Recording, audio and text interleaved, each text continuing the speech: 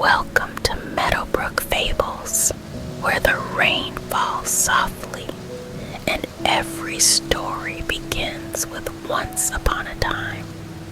Settle in, close your eyes, and let these gentle tales carry you to a peaceful dream. If you'd like more magical moments like this, don't forget to subscribe before you drift off. The Little Mermaid by Hans Christian Andersen. Far out in the ocean, where the water is as blue as the prettiest cornflower and as clear as crystal, it is very, very deep, so deep indeed that no cable could fathom it. Many church steeples, piled one upon another, would not reach from the ground beneath to the surface of the water above. There dwell the Sea King and his subjects. We must not imagine that there is nothing at the bottom of the sea but bare yellow sand. No, indeed. The most singular flowers and plants grow there, the leaves and stems of which are so pliant that the slightest agitation of the water causes them to stir as if they had life. Fishes, both large and small, glide between the branches as birds fly among the trees here upon land. In the deepest spot of all stands the castle of the Sea King. Its walls are built of coral, and the long Gothic windows are of the clearest amber. The roof is formed of shells that open and close as the water flows over them. Their appearance is very beautiful, for in each lies a glittering pearl, which would be fit for the diadem of a queen. The Sea King had been a widower for many years, and his aged mother kept house for him. She was a very wise woman and exceedingly proud of her high birth. On that account, she wore 12 oysters on her tail, while others, also of high rank, were only allowed to wear 6. She was, however, deserving of very great praise, especially for her care of the little sea princesses, her granddaughters. They were 6 beautiful children, but the youngest was the prettiest of them all. Her skin was as clear and delicate as a rose leaf, and her eyes as blue as the deepest sea. But like all the others, she had no feet, and her body ended in a vicious tail. All day long they played in the great halls of the castle, or among the living flowers that grew out of the walls. The large amber windows were open, and the fish swam in, just as the swallows fly into our houses when we open the windows, excepting that the fishes swam up to the princesses, ate out of their hands, and allowed themselves to be stroked. Outside the castle, there was a beautiful garden in which grew bright red and dark blue flowers, and blossoms like flames of fire. The fruit glittered like gold, and the leaves and stems waved fro continually. The earth itself was the finest sand, but blue as the flame of burning sulfur. Over everything lay a peculiar blue radiance, as if it were surrounded by the air from above, through which the blue sky shone instead of the dark depths of the sea. In calm weather, the sun could be seen, looking like a purple flower, with the light streaming from the calyx. Each of the young princesses had a little plot of ground in the garden where she might dig and plant as she pleased. One arranged her flower bed into the form of a whale.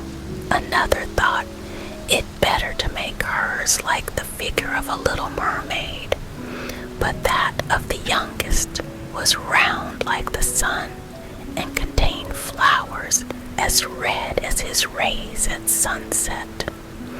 She was a strange child, quiet and thoughtful, and while her sisters would be delighted with the wonderful things which they obtained from the wrecks of vessels, she cared for nothing but her pretty red flowers, like the sun, excepting a beautiful marble statue.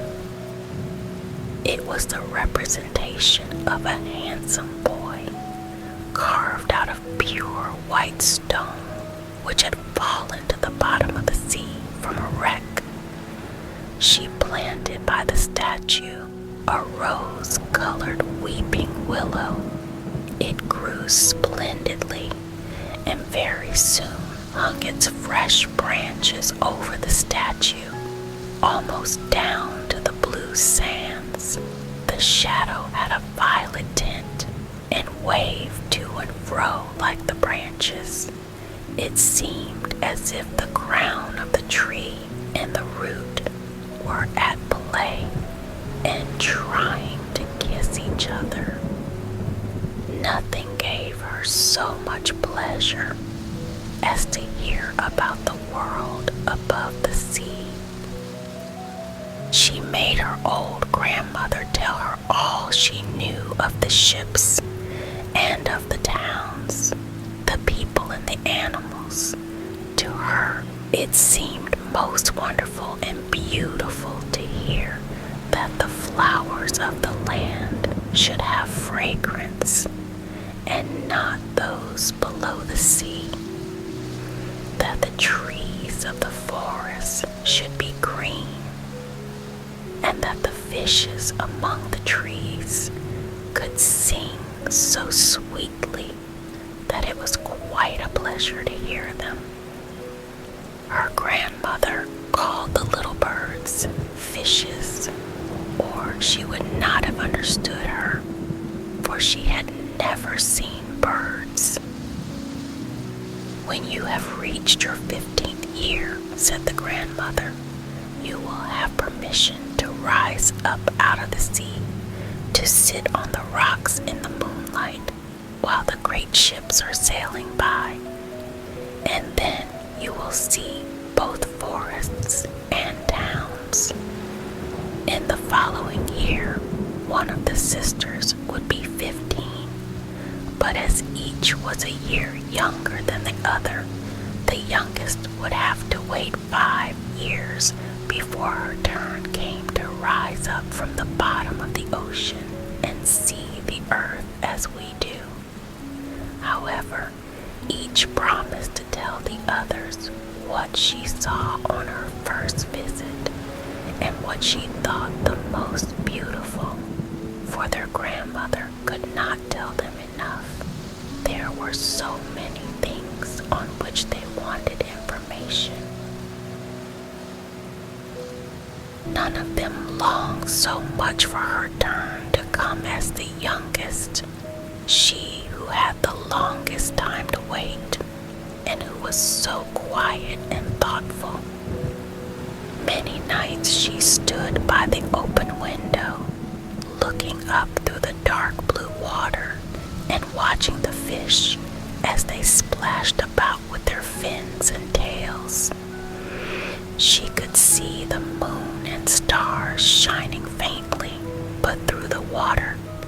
looked larger than they do to our eyes.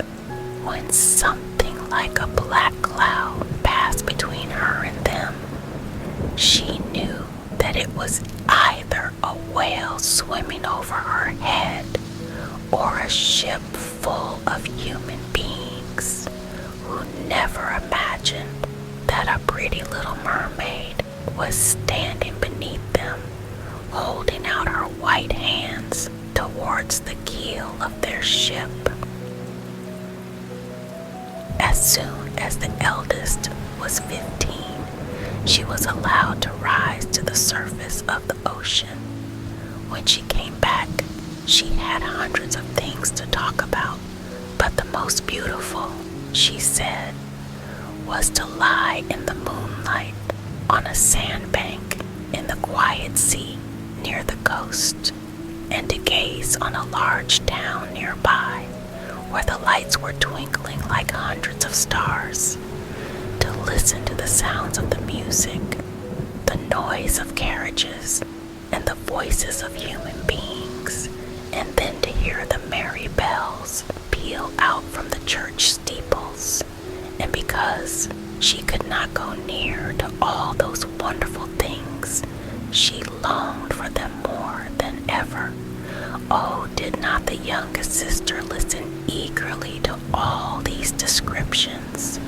And afterwards, when she stood at the open window, looking up through the dark blue water, she thought of the great city with all its bustle and noise, and even fancied she could hear the sound of the church bells down in the depths of the sea.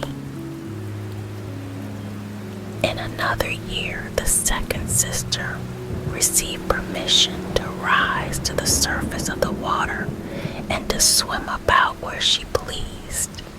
She rose just as the sun was setting, and this, she said, was the most beautiful sight of all.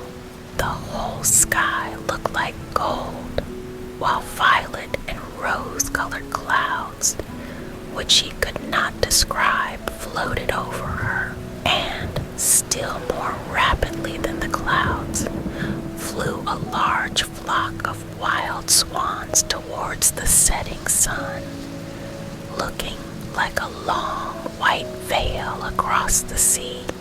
She also swam toward the sun, but it sunk into the waves, and the rosy tints faded from the clouds and from the sea.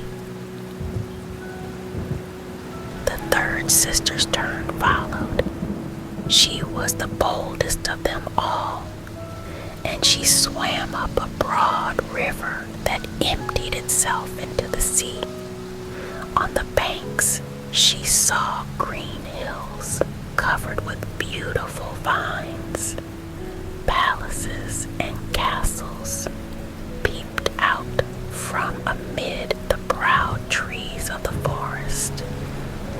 She heard the birds singing, and the rays of the sun were so powerful that she was obliged often to dive down under the water to cool her burning face.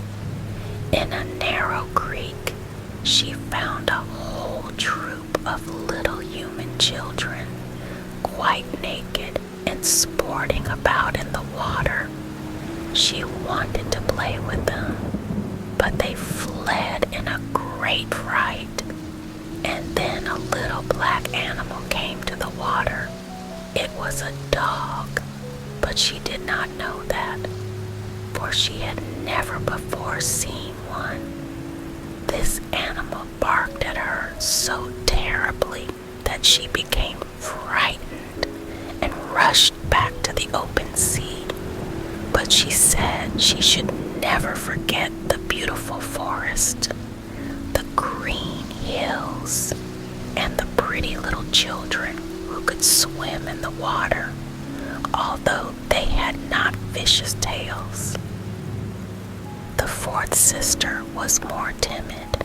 She remained in the midst of the sea, but she said it was quite as beautiful there as nearer the land. She could see for so many miles around her, and the sky above looked like a bell of glass. She had seen the ships, but at such a great distance that they looked like seagulls. The dolphins sported in the waves, and the great whales spouted water from their nostrils till it seemed as if 100 fountains were playing in every direction. The fifth sister's birthday occurred in the winter, so when her turn came, she saw what the others had not seen the first time they went up. The sea looked quite green, and large icebergs were floating about, each like a pearl, she said, but larger and loftier than the churches built by men. They were of the most singular shapes and glittered like diamonds. She had seated herself upon one of the largest and let the wind play with her long hair, and she remarked that all the ships sailed by rapidly and steered as far away as they could from the iceberg, as if they were afraid of it. Towards evening, as the sun went down, dark clouds covered the sky, the thunder rolled and the lightning flashed, and the red light glowed on the icebergs as they rocked and tossed on the heaving sea. On all the ships the sails were reefed with fear and trembling, while she sat calmly on the floating iceberg, watching the blue lightning as it darted its forked flashes into the sea. When first the sisters had permission to rise to the surface, they were each delighted with the new and beautiful sights they saw. But now, as grown-up girls, they could go when they pleased, and they had become indifferent about it. They wished themselves back again in the water, and after a month had passed, they said it was much more beautiful down below and pleasanter to be at home. Yet often in the evening hours, the 5 sisters would twine their arms around each other and rise to the surface in a row. They had more beautiful voices than any human being could have, and before the approach of a storm, and when they expected a ship would be lost, they swam before the vessel and sang sweetly of the delights to be found in the depths of the sea, and begging the sailors not to fear if they sank to the bottom. But the sailors could not understand the song. They took it for the howling of the storm, and these things were never to be beautiful for them, for if the ship sank, the men were drowned, and their dead bodies alone reached the palace of the Sea King. When the sisters rose arm in arm through the water in this way, their youngest sister would stand quite alone, looking after them, ready to cry, only that the mermaids have no tears, and therefore they suffer more. "Oh, were I but 15 years old," said she, "I know that I shall love the world up there, and all the people who live in it." At last she reached her 15th year. "Well now, you are grown up," said the old dowager, her grandmother, "so you must let me adorn you like your other sisters." And she placed a wreath of white lilies in her hair, and every flower leaf was half a pearl. Then the old lady ordered 8 great oysters to attach themselves to the tail of the princess to show her high rank. but they hurt me so," said the Little Mermaid. "Pride must suffer pain," replied the old lady. Oh, how gladly she would have shaken off all this grandeur and laid aside the heavy wreath. The red flowers in her own garden would have suited her much better, but she could not help herself, so she said, "Farewell," and rose as lightly as a bubble to the surface of the water. The sun had just set as she raised her head above the waves, but the clouds were tinted with crimson and gold, and through the glimmering twilight beamed the evening star in all its beauty. The sea was calm, and the air mild and fresh. A large ship with 3 masts lay becalmed on the water, with only 1 sail set, for not a breeze stiffed, and the sailors sat idle on deck or amongst the rigging. There was music and song on board, and as darkness came on, 100 colored lanterns were lighted, as if the flags of all nations waved in the air.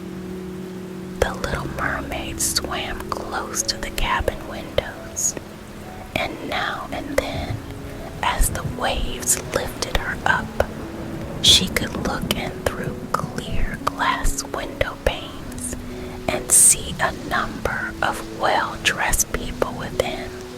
Among them was a young prince, the most beautiful of all, with large black eyes. He was 16 years of age, and his birthday was being kept with much rejoicing.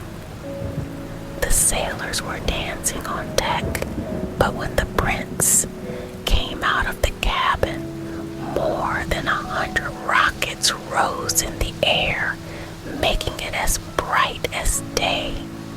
The Little Mermaid was so startled that she dived underwater, and when she again stretched out her head, it appeared as if all the stars of heaven were falling around her. She had never seen such fireworks before.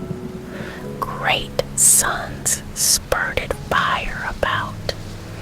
Splendid fireflies flew into the blue air, and everything was reflected in the clear, calm sea beneath. The ship itself was so brightly illuminated that all the people and even the smallest rope could be distinctly and plainly seen. And how handsome the young prince looked as he pressed the hands of all present and smiled at them, while the music resounded through the clear night air. It was very late, yet the Little Mermaid could not take her eyes from the ship or from the beautiful prince. The colored lanterns had been extinguished. No more rockets rose in the air, and the cannon had ceased firing, but the sea became restless, and a moaning, grumbling sound could be heard beneath the waves. Still, the Little Mermaid remained by the cabin window, rocking up and down on the water, which enabled her to look in. After a while, the sails were quickly unfurled, and the noble ship continued her passage. But soon the waves rose higher. Heavy clouds darkened the sky, and lightning appeared in the distance. A dreadful storm was approaching. Once more, the sails were reefed, and the great ship pursued her flying course over the raging sea. The waves rose mountains high, as if they would have a swan between them, and then rose again on their lofty foaming crests. To the little mermaid this appeared pleasant sport, not so to the sailors. At length the ship groaned and creaked. The thick planks gave way under the lashing of the sea as it broke over the deck. The mainmast snapped asunder like a reed. The ship lay over on her side, and the water rushed in. The little mermaid now perceived that the crew were in danger. Even she herself was obliged to be careful to avoid the beams and planks of the wreck which lay scattered on the water. At one moment it was so pitch dark that she could not see a single object, but a flash of lightning revealed the whole scene. She could see everyone who had been on board excepting the prince. When the ship parted, she had seen him sink into the deep waves, and she was glad, for she thought he would now be with her. And then she remembered that human beings could not live in the water, so that when he got down to her father's palace, he would be quite dead. But he must not die, so she swam about among the beams and planks which strewed the surface of the sea, forgetting that they could crush her to pieces. Then she dived deeply under the dark waters, rising and falling with the waves, till at length she managed to reach the young prince, who was fast losing the power of swimming in that stormy sea. His limbs were failing him, his beautiful eyes were closed, and he would have died had not the little mermaid come to his assistance. She held his head above the water and let the waves drift them where they would. In the morning the storm had ceased, but of the ship not a single fragment could be seen. The sun rose up red and glowing from the water, and its beams brought back the hue of health to the prince's cheeks, but his eyes remained closed. The mermaid kissed his high, smooth forehead and stroked back his wet hair. He seemed to her like the marble statue in her little garden, and she kissed him again and wished that he might live. Presently they came in sight of land. She saw lofty blue mountains on which the white snow rested as if a flock of swans were lying upon them. Near the coast were beautiful green forests, and close by stood a large building, whether a church or a convent she could not tell. Orange and citron trees grew in the garden, and before the door stood lofty palms. The sea here formed a little bay, in which the water was quite still, but very deep. So she swam with the handsome prince to the beach, which was covered with fine white sand, and there she laid him in the warm sunshine, taking care to raise his head higher than his body. Then bells sounded in the large white building, and a number of young girls came into the garden. The little mermaid swam out farther from the shore and placed herself between some high rocks that rose out of the water. Then she covered her head and neck with the foam of the sea, so that her little face might not be seen, and watched to see what would become of the poor prince. She did not wait long before for she saw a young girl approach the spot where he lay. She seemed frightened at first, but only for a moment. Then she fetched a number of people, and the mermaid saw that the prince came to life again and smiled upon those who stood round him. But to her he sent no smile. He knew not that she had saved him. This made her very unhappy, and when he was led away into the great building, she dived down sorrowfully into the water and returned to her father's castle. She had always been silent and thoughtful, and now she was more so than ever. Her sisters asked her what she had seen during her first visit to the surface of the water, but she would tell them nothing. Many an evening and morning did she rise to the place where she had left the prince. She saw the fruits in the garden ripen till they were gathered. The snow on the tops of the mountains melt away, but she never saw the prince, and therefore she returned home, always more sorrowful than before. It was her only comfort to sit in her own little garden and fling her arm round the beautiful marble statue, which was like the prince. But she gave up tending her flowers, and they grew in wild confusion over the paths, twining their long leaves and stems round the branches of the trees, so that the whole place became dark and gloomy. At length she could bear it no longer, and told one of her sisters all about it. Then the others heard the secret, and very soon it became known to two mermaids whose intimate friend happened to know who the prince was. She had also seen the festival on board ship, and she told them where the prince came from and where his palace stood.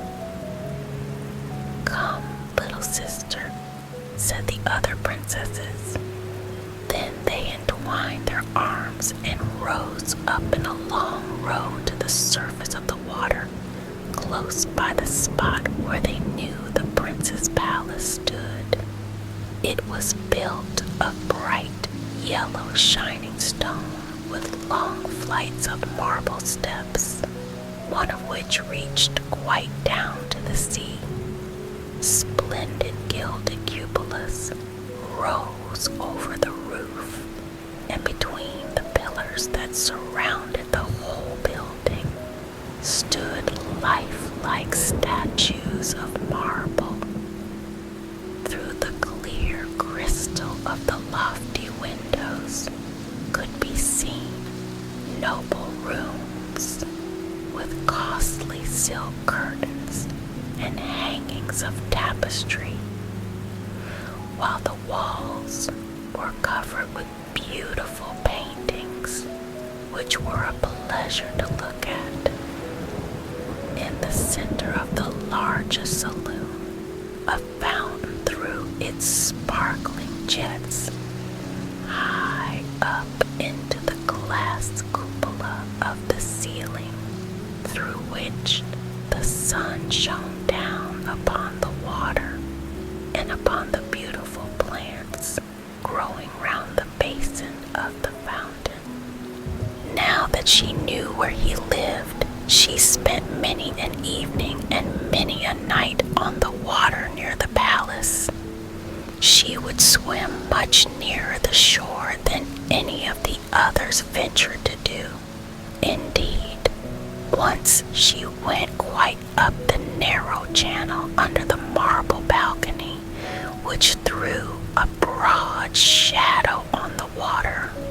Here she would sit and watch the young prince, who thought himself herself quite alone in the bright moonlight. She saw him many times of an evening, sailing in a pleasant boat, with music playing and flags waving. She peeped out from among the green rushes, and if the wind caught her long silvery white veil, those who saw it believed it to be a swan spreading out its wings. On many a night too, when the fishermen with their torches were out at sea, she heard them relate so many good things about the doings of the young prince that she was glad she had saved his life when he had been tossed about half dead on the waves. And she remembered that his head had rested on her bosom, and how heartily she had kissed him. But he knew nothing of all this, and could not even dream of her. She grew more and more fond of human beings, and wished more and more to be able to wander about with those whose world seemed to be so much larger than her own. They could fly over the sea in ships and mount the high hills which were far above the clouds, and the lands they possessed, their woods and their fields, stretched far away beyond the reach of her sight. There was so much that she wished to know, and her sisters were unable to answer all her questions. Then she applied to her old grandmother, who knew all about the upper world, which she very rightly called the lands above the sea. If human beings are not drowned, asked the Little Mermaid, can they live forever? Do they never die as we do here in the sea? Yes, replied the old lady, they must also die, and their term of life is even shorter than ours. We sometimes live to 300 years, but when we cease to exist here, we only become the foam on the surface of the water, and we have not even a grave down here of those we love. We have not immortal souls. We shall never live again, but like the green seaweed, when once it has been cut off, we can never flourish more. Human beings, on the contrary, have a soul which lives forever, lives after the body has been turned to dust. It rises up through the clear, pure air beyond the glittering stars. As we rise out of the water and behold all the land of the earth, so do they rise to unknown and glorious regions which we shall never see. Why have not we an immortal soul? Asked the Little Mermaid mournfully. I would give gladly all the hundreds of years that I have to live to be a human being only for one day, and to have the hope of knowing the happiness of that glorious world above the stars. You must not think of that, said the old woman. We feel ourselves to be much happier and much better off than human beings. So I shall die, said the Little Mermaid, and as the foam of the sea, I shall be driven about never again to hear the music of the waves, or to see the pretty flowers, nor the red sun. Is there anything I can do to win an immortal soul. No, said the old woman, unless a man were to love you so much that you were more to him than his father or mother, and if all his thoughts and all his love were fixed upon you, and the priest placed his right hand in yours, and he promised to be true to you here and hereafter, then his soul would glide into your body, and you would obtain a share in the future happiness of mankind. He would give a soul to you and retain his own as well. But this can never happen. Your fish's tail, which amongst us is considered so beautiful, is thought on earth to be quite ugly. They do not know any better, and they think it necessary to have 2 stout props, which they call legs, in order to be handsome. Then the little mermaid sighed and looked sorrowfully at her fish's tail. Let us be happy, said the old lady, and dart and spring about during the 300 years that we have to live, which is really quite long enough. After that we can rest ourselves all the better. This evening we are going to have a court ball. It is one of those splendid sights which we can never see on earth. The walls and the ceiling of the large ballroom were of thick but transparent crystal, made hundreds of colossal shells, some of a deep red, others of a grass green, stood on each side in rows, with blue fire in them, which lighted up the whole saloon and shone through the walls, so that the sea was also illuminated. Innumerable fishes, great and small, swam past the crystal walls. On some of them the scales glowed with a purple brilliancy, and on others they shone like silver and gold. Through the halls flowed a broad stream, and in it danced the mermen and the mermaids to the music of their own sweet singing. No one on earth has such a lovely voice as theirs. The little mermaid sang more sweetly than them all.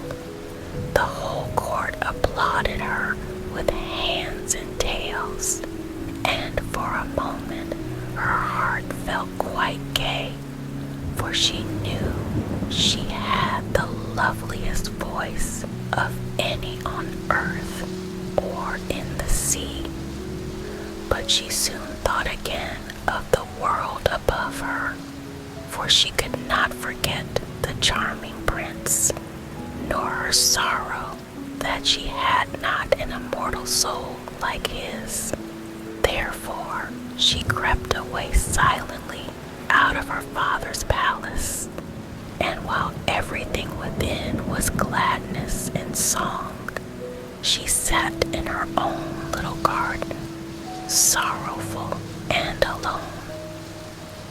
Then she heard the bugle sounding through the water and thought, he is certainly sailing above, he on whom my wishes depend, and in whose hands I should like to place the happiness of my life.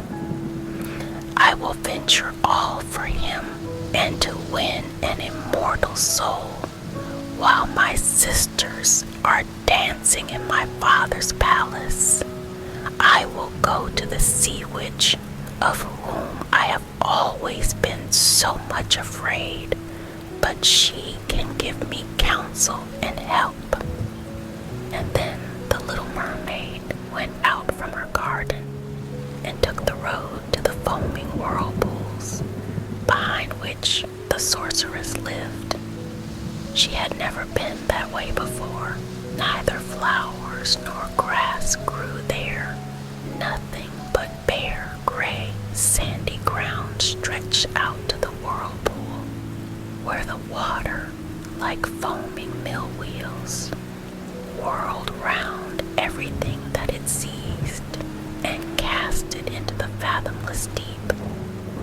Through the midst of these crushing whirlpools, the little mermaid was obliged to pass to reach the dominions of the sea witch, and also for a long distance the only road lay right across a quantity of warm, bubbling mire called by the witch her turf moor. Beyond this stood her house in the center of a strange forest, in which all the trees and flowers were polypi, half animals and half plants. They looked like serpents with 100 heads growing out of the ground. The branches were long, slimy arms with fingers like flexible worms, moving limb after limb from the root to the top. All that could be reached in the sea they seized upon and held fast, so that it never escaped from their clutches. The little mermaid was so alarmed at what she saw that she stood still, and her heart beat with fear, and she was very nearly turning back. But she thought of the prince and of the human soul for which she longed, and her courage returned. She fastened her long flowing hair round her head, so that the polypi might not seize hold of it. She laid her hands together across her bosom, and then she darted forward as a fish shoots through the water between the supple arms and fingers of the ugly polypi, which were stretched out on each side of her. She saw that each held in its grasp something it had seized with its numerous little arms, as if they were iron bands, the white skeletons of human beings who had perished at sea and had sunk down into the deep waters. Skeletons of land animals, oars, rudders, and chests of ships were lying tightly grasped by their clinging arms. Even a little mermaid whom they had caught and strangled.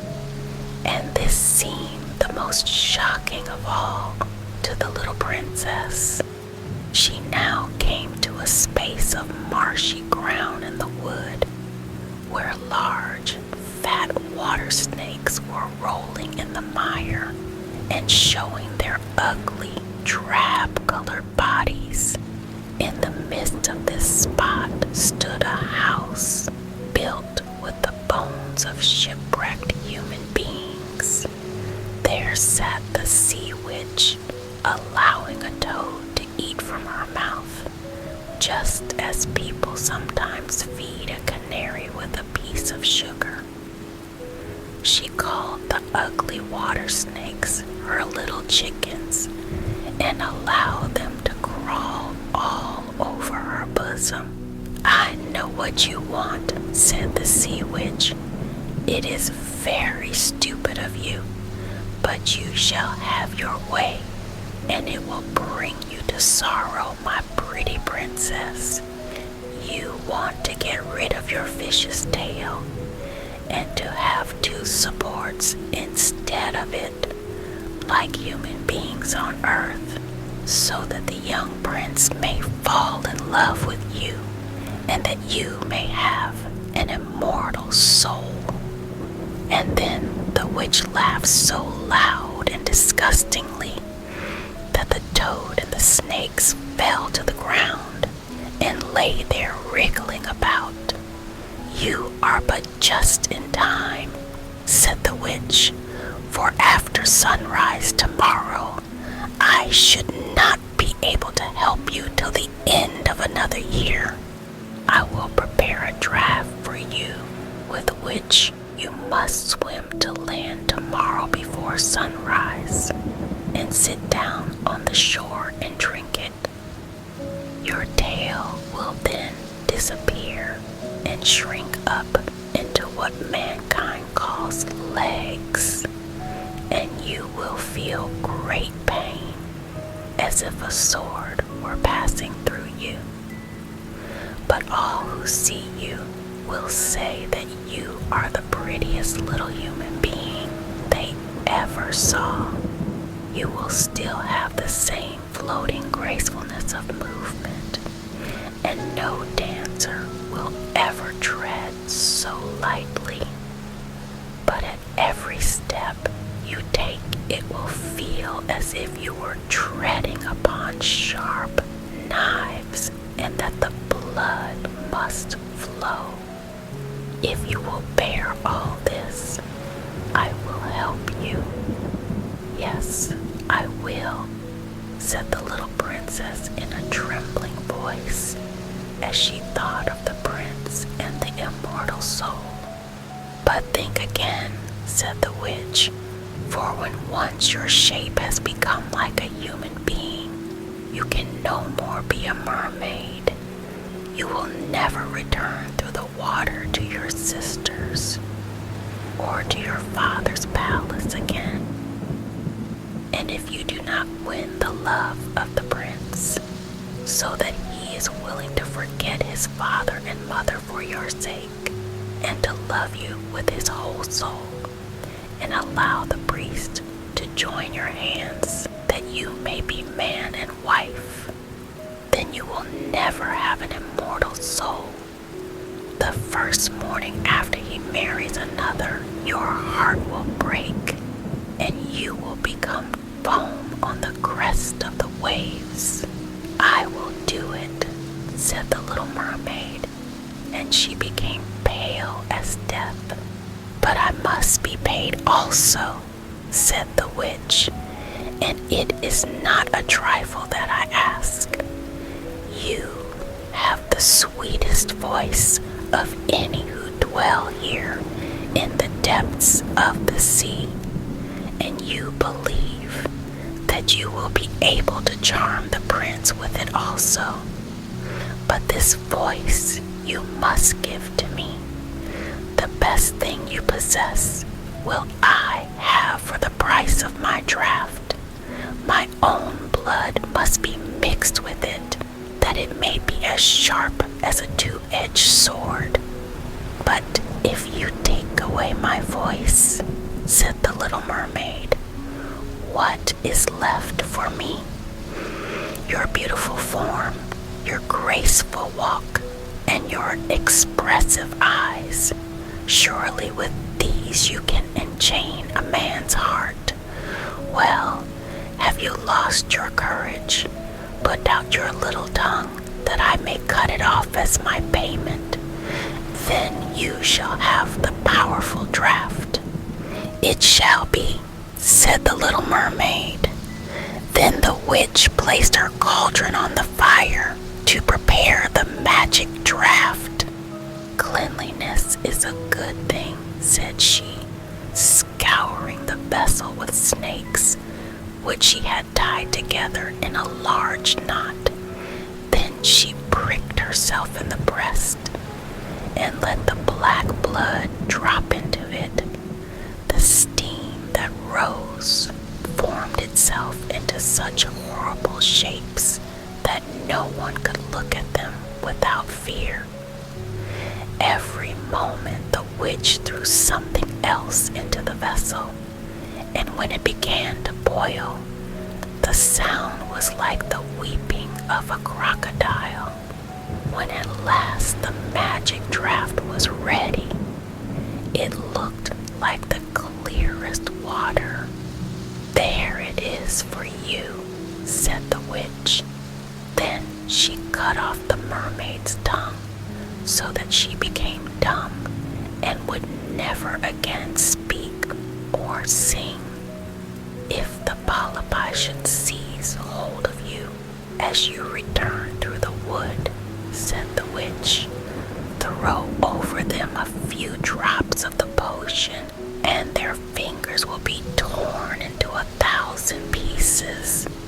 But the little mermaid had no occasion to do this, for the polypi sprang back in terror when they caught sight of the glittering draft, which shone in her hand like a twinkling star.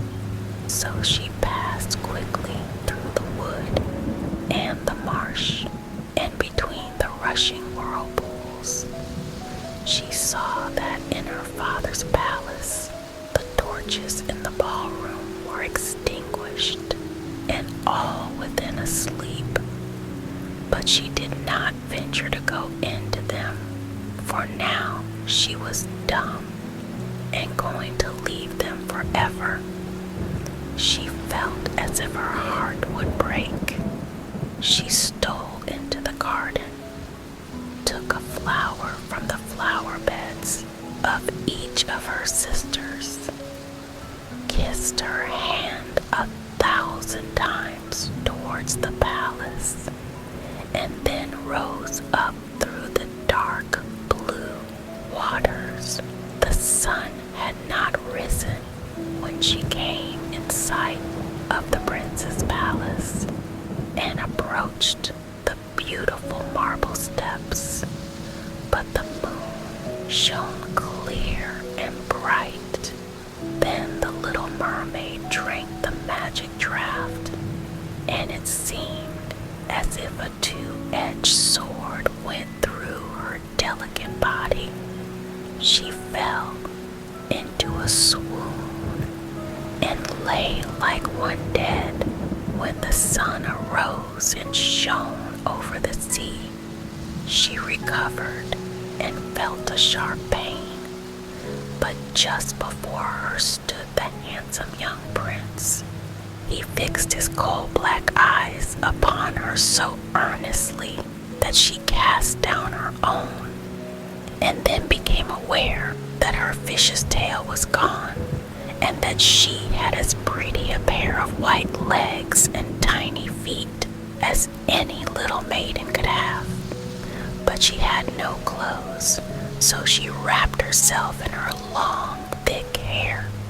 The prince asked her who she was and where she came from, and she looked at him mildly and sorrowfully with her deep blue eyes. But she could not speak. Every step she took was as the witch had said it would be.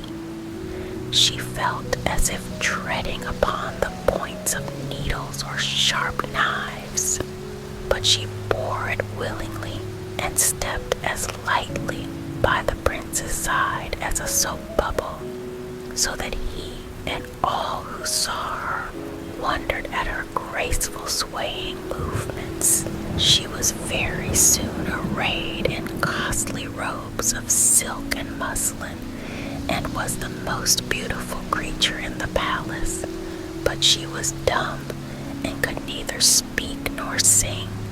Beautiful female slaves, dressed in silk and gold, stepped forward and sang before the prince and his royal parents. One sang better than all the others, and the prince clapped his hands and smiled at her. This was great sorrow to the little mermaid. She knew how much more sweetly she herself could sing once, and she thought, "Oh, if he could only know that! I have given away my voice forever to be with him." The slaves next performed some pretty fairy-like dances to the the sound of beautiful music. Then the little mermaid raised her lovely white arms, stood on the tips of her toes, and glided over the floor and danced as no one yet had been able to dance. At each moment her beauty became more revealed, and her expressive eyes appealed more directly to the heart than the songs of the slaves. Everyone was enchanted, especially the prince, who called her his little foundling, and she danced again quite readily to please him, though each time her foot touched the floor, it seemed as if she trod on sharp knives. The prince said she should remain with him always, and she received permission to sleep at his door on a velvet cushion.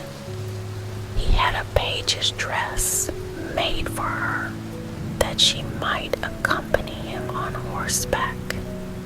They rode together through the sweet-scented woods, where the green boughs touched their shoulders and the little birds sang among the fresh leaves. She climbed with the prince to the tops of high mountains, and although her tender feet bled so that even her steps were marked, she only laughed and followed him till they could see the clouds beneath them, looking like a flock of birds traveling to distant lands. While at the prince's palace, and when all the household were asleep, she would go and sit on the broad marble steps, for it eased her burning feet to bathe them in the cold sea water. And then she thought of all those below in the deep. Once during the night, her sisters came up arm in arm, singing sorrowfully as they floated on the water. She beckoned to them, and then they recognized her and told her how she had grieved them. After that, they came to the same plots every night, and once she saw in the distance her old grandmother, who had not been to the surface of the sea for many years, and the old sea king, her father, with his crown on his head. They stretched out their hands towards her, but they did not venture so near the land as her sisters did. As the days passed, she loved the prince more fondly, and he loved her as he would love a little child. But it never came into his head to make her his wife, yet unless he married her, she could not receive an immortal soul, and on the morning after his marriage with another, she would dissolve into the foam of the sea. Do you not love me the best of them all? The eyes of the little mermaid seemed to say when he took her in his arms and kissed her fair forehead. Yes, you are dear to me, said the prince, for you have the best heart, and you are the most devoted to me. You are like a young maid whom I once saw, but whom I shall never meet again.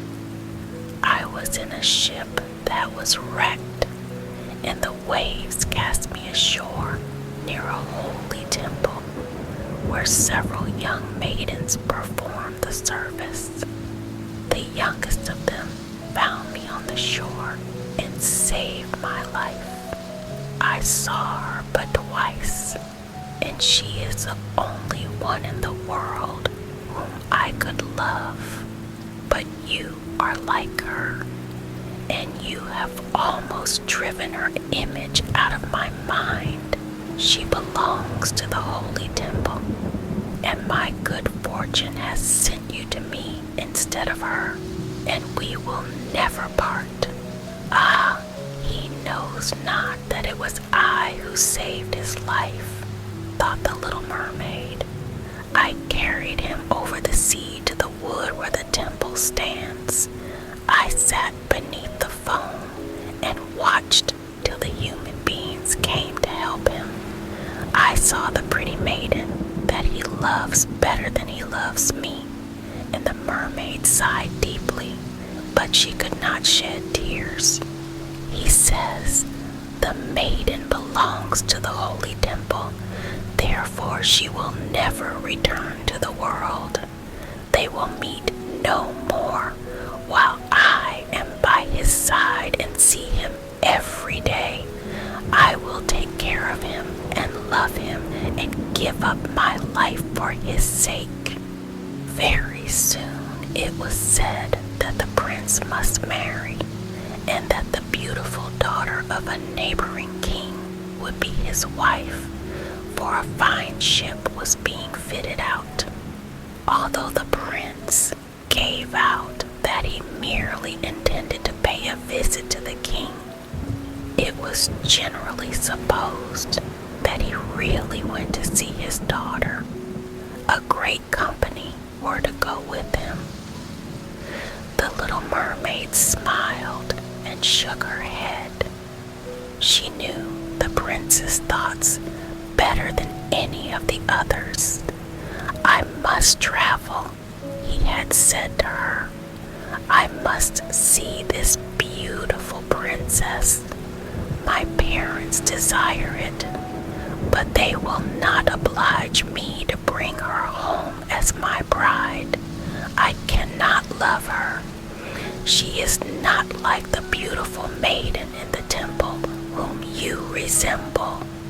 If I were forced to choose a bride, I would rather choose you, my dumb foundling, with those expressive eyes."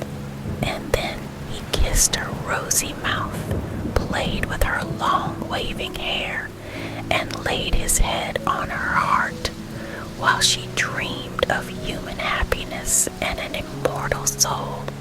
"You are not afraid of the sea, my dumb child," said he, as they stood on the deck of the noble ship, which was to carry them to the country of the neighboring king.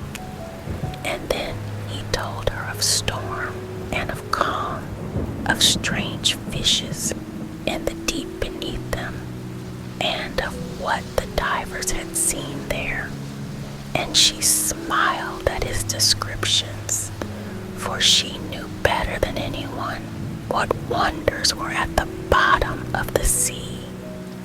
In the moonlight, when all on board were asleep, excepting the man at the helm, who was steering, she sat on the deck, gazing down through the clear water.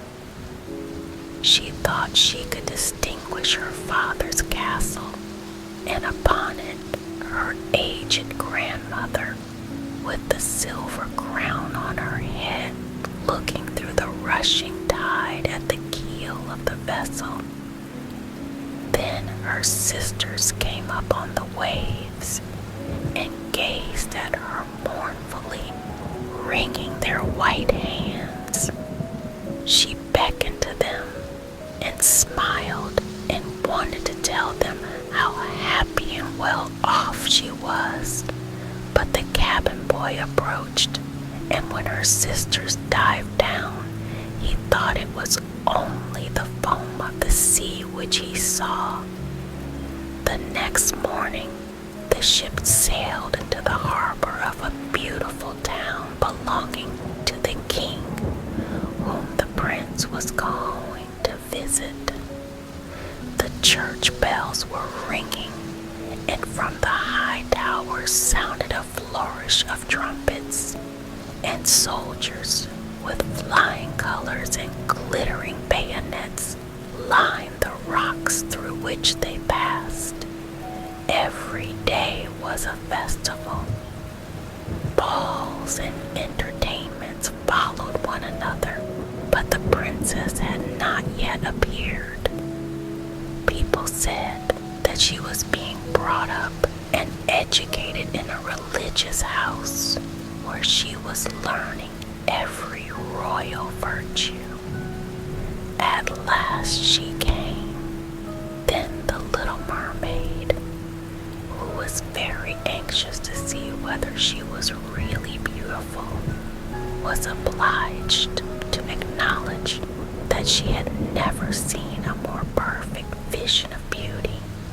Her skin was delicately fair, and beneath her long dark eyelashes, her laughing blue eyes shone with truth and purity.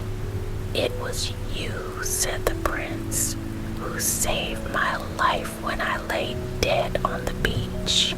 And he folded his blushing bride in his arms. "Oh, I am too happy," said he to the Little Mermaid. "My fondest hopes are all fulfilled. You will rejoice at my happiness, for your devotion to me is great and sincere." The Little Mermaid kissed his hand and felt as if her heart were already broken. His wedding morning would bring death to her, and she would change into the foam of the sea. All the church bells rung, and the heralds rode about the town proclaiming the betrothal. Perfumed oil was burning in costly silver lamps on every altar. The priests waved the censers, while the bride and bridegroom joined their hands and received the blessing of the bishop.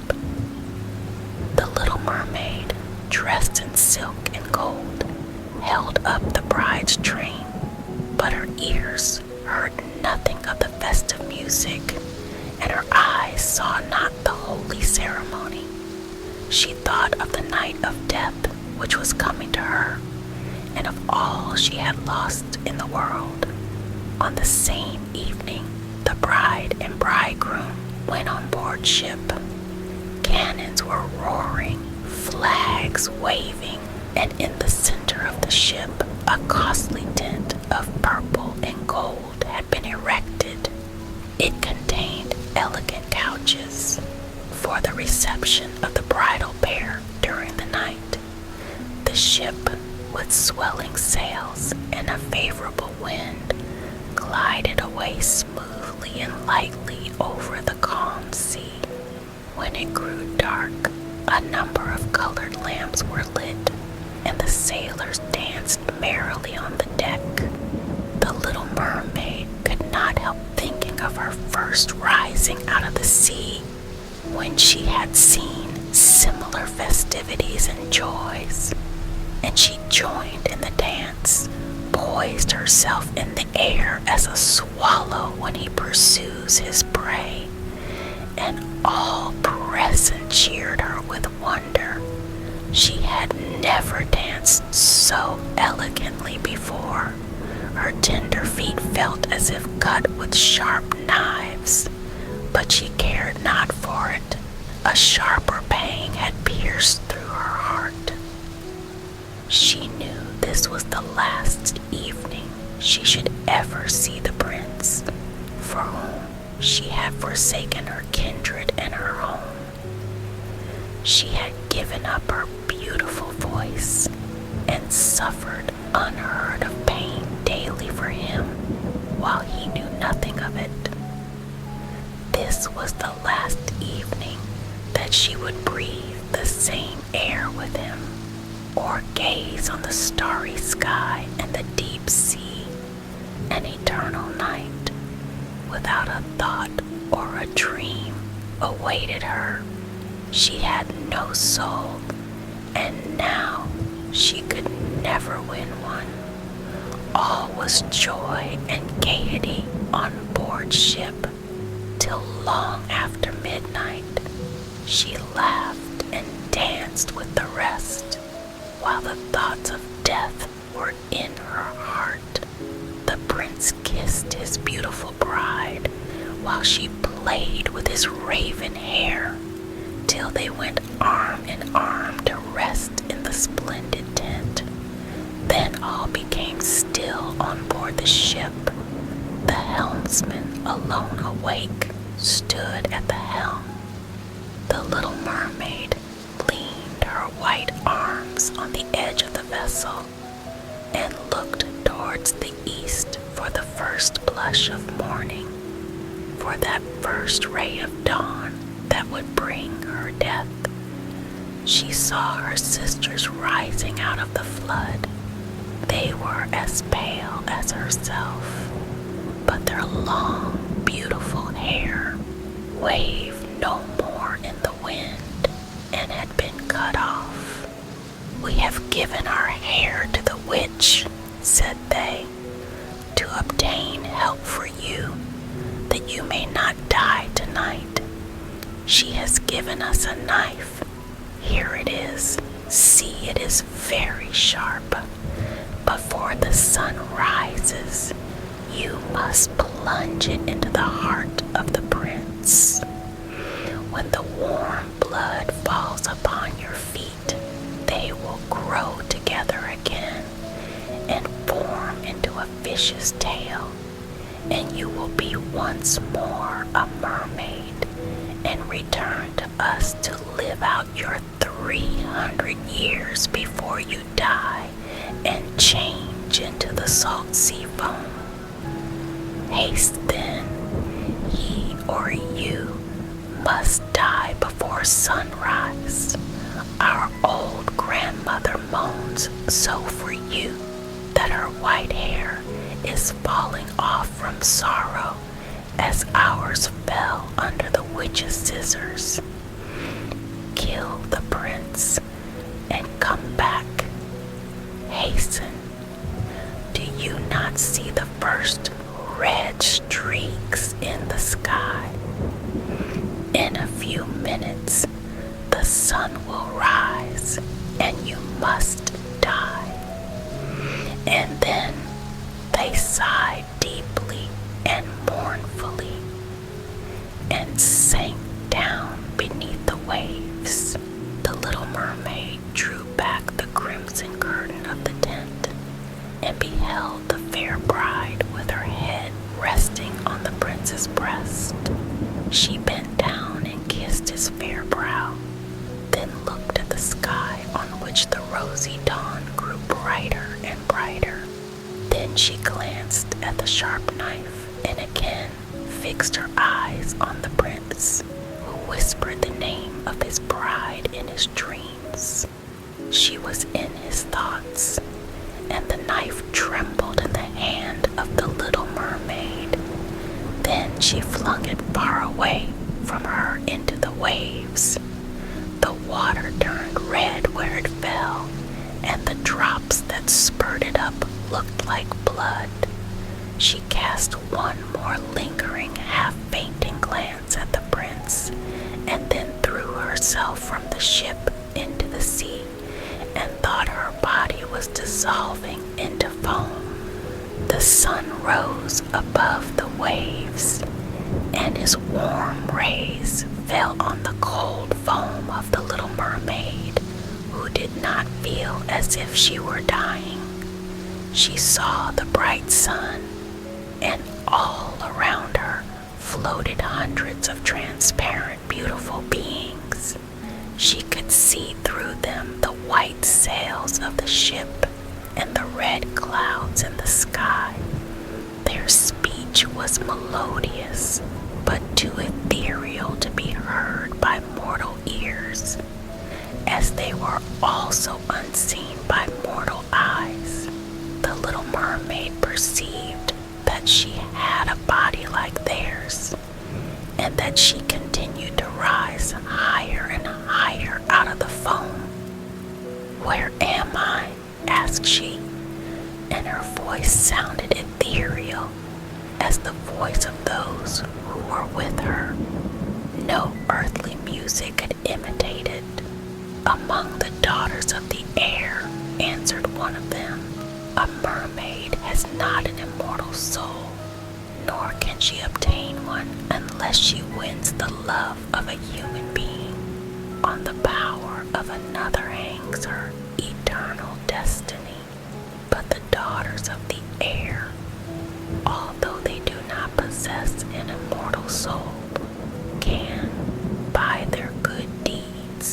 procure one for themselves. We fly to warm countries and cool the sultry air that destroys mankind with the pestilence. We carry the perfume of the flowers to spread health and restoration. After we have striven for 300 years to all the good in our power, we receive an immortal soul and take part in the happiness of mankind. You, poor little mermaid, have tried with your whole heart to do as we are doing. You have suffered and endured and raised yourself to the spirit world by your good deeds. And now, by striving for 300 years in the same way, you may obtain an immortal soul. The little mermaid lifted her glorified eyes toward the sun and felt them for the first time filling with tears. On the ship in which she had left the prince, there were life and noise. She saw him and his beautiful bride searching for her. Sorrowfully, they gazed at the pearly foam as if they knew she had thrown herself into the waves. Unseen, she kissed the forehead of her bride and fanned the prince, and then mounted with the other children of the air to a rosy cloud that floated through the ether. After 300 years, thus shall we float into the kingdom of heaven, said she. And we may even get there sooner, whispered one of her companions. Unseen, we can enter the houses of men, where there are children, and for every day on which we find a good child, who is the joy of his parents and deserves their love, our time of probation is shortened. The child does not know, when we fly through the room, that we smile with joy at his good conduct, for we can count 1 year less of our 300 years.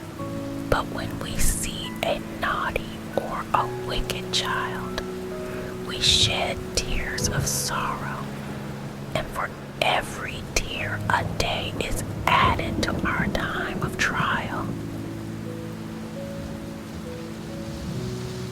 Thank you for joining me beneath the rain. If this story brought you peace, tap the like button or leave a quiet little comment, and subscribe to Meadowbrook Fables for more rainy tales to dream by. Until next time, sleep well.